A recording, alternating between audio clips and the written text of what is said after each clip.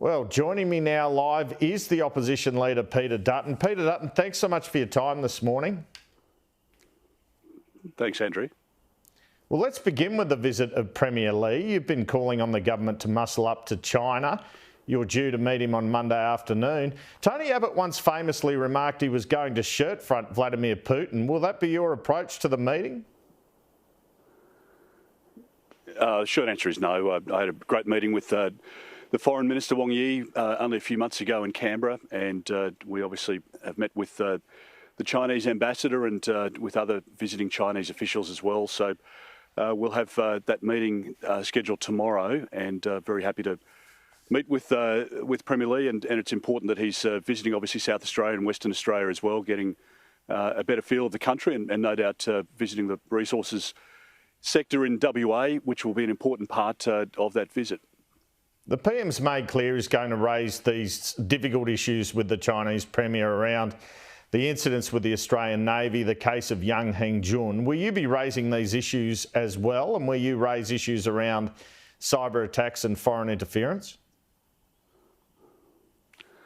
Well, Andrew, as we would with any partner, and China's an incredibly important trading partner, I'd love to see the trading relationship increase twofold. I'd love to see there being a liberation of some of the trading arrangements, and I think that's to the mutual benefit of both China and Australia as well.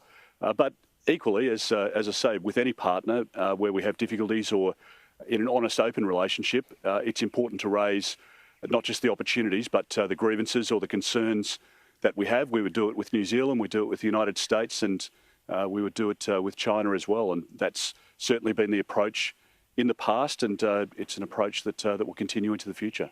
Will you raise Taiwan with the Chinese Premier? Well, we'll raise a number of issues, and I'm going to meet with the Chinese Premier along with Simon Birmingham and Kevin Hogan, our Foreign Affairs Minister and Trade Ministers respectively, and we'll raise those issues that are important. And there are other military issues. It's obviously a broad and complex relationship.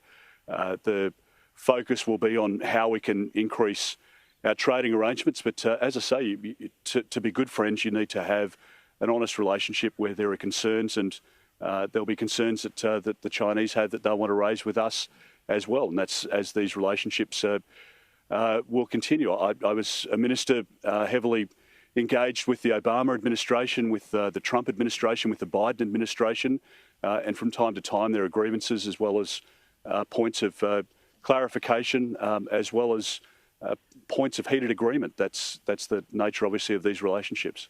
How do you view this visit as opposed to, say, President Xi visiting? What's the difference?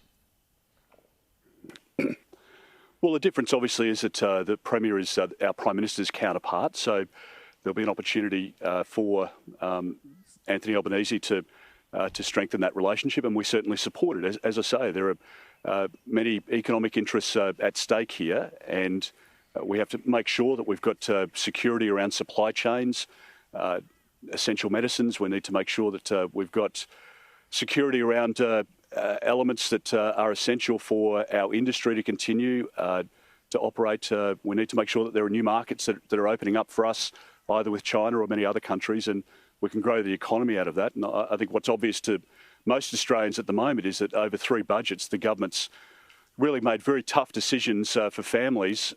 It's obviously politically suited the government, but they've really driven the economy into a pretty dire position at the moment. And I want to make sure that we can grow our economy, expand it so that we can create jobs and economic opportunity, taxes, royalties for the rest of the community. We just don't operate without a strong economy, and that's why families are really hurting under Labor at the moment.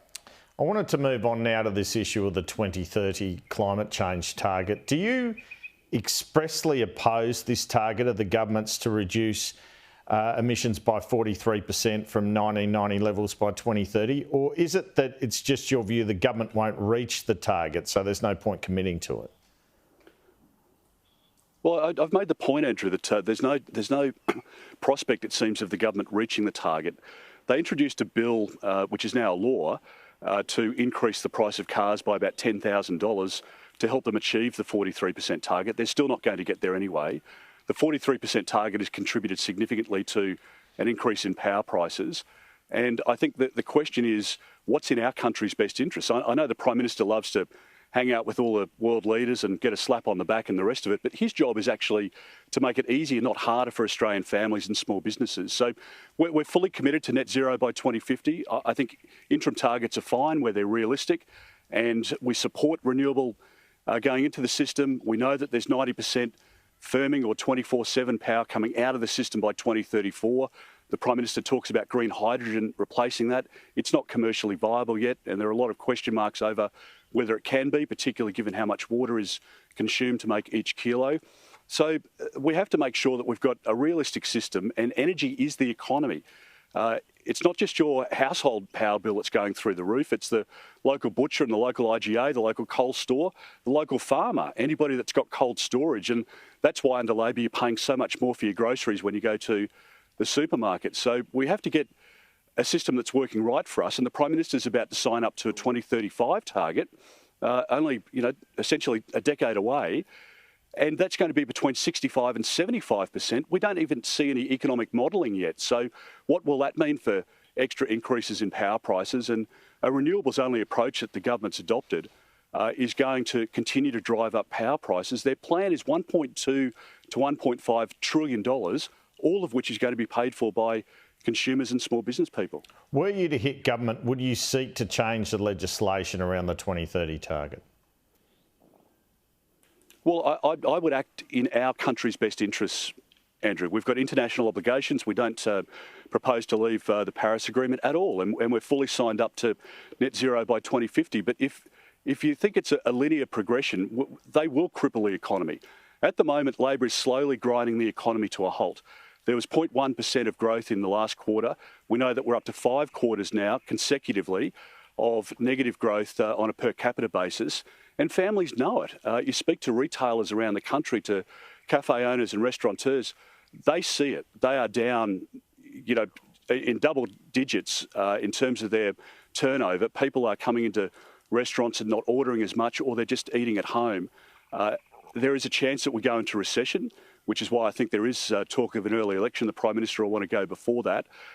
We know that we've had 12 interest rate increases, and we've had a threefold increase in the number of manufacturing businesses which have closed over the last 2 years under this government. So over 3 budgets, they've made decisions which have made it much tougher for families. Small businesses are closing at record numbers.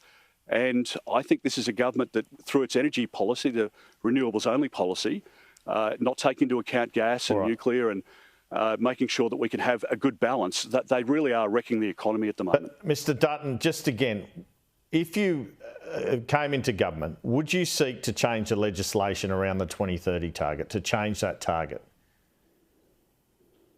Well, Andrew, I think it would be responsible to take advice from Treasury and Finance and the central agencies about the economic conditions that we inherited from Labor. We know that debt will be over $1 trillion that will be bequeathed to the next government from Labor. We know that there's a prospect of negative growth, and we're likely going into the 6th consecutive quarter of per capita, people going backwards in their own budgets. That's what that means. So I think we have a look at all of that information, and if there are settings that we need to change, then we would change them if it means helping families with the cost of living crisis that Labor has created. But it doesn't mean exiting Paris, and it doesn't mean walking away from our very clear commitment to net zero by 2050. We're decarbonising, our economy is transitioning, and I believe that with a zero emissions nuclear technology underpinning gas, gas is going to be required like we've never seen before as we see the 90% of those firming powers going out of the system by 2034. And we're going to see the need for a replacement. And green hydrogen, the Prime Minister can't tell you when that's going to come into the system, and otherwise the lights go out, which is what the regulator's warning at the moment. Under this government, there's likely to be blackouts and brownouts. Will you come up with the 2035 target by the time of the election? You've just mentioned the government are going to come up with one. Will you come up with an alternative as an opposition? If the government releases the economic modelling, which shows how negatively this will impact on the economy, then we will be able to consider that and have an informed judgment. I think, well, why not sign up to 90% or 95 or 55 or 45 or 78?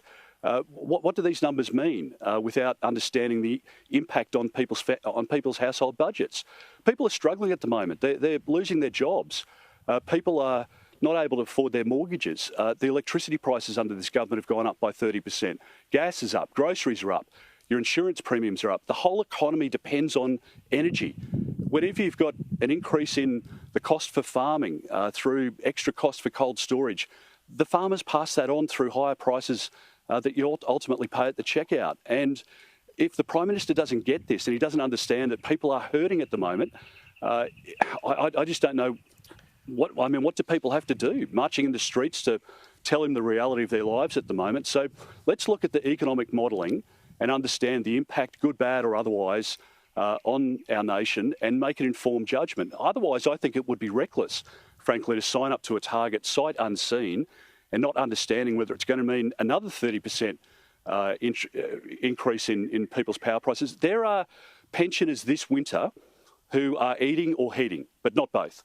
And I'm not going to contribute to further agony for Australians that the Prime Minister is imposing on them at the moment. And that'll be a big difference between the two parties as we go into the next election.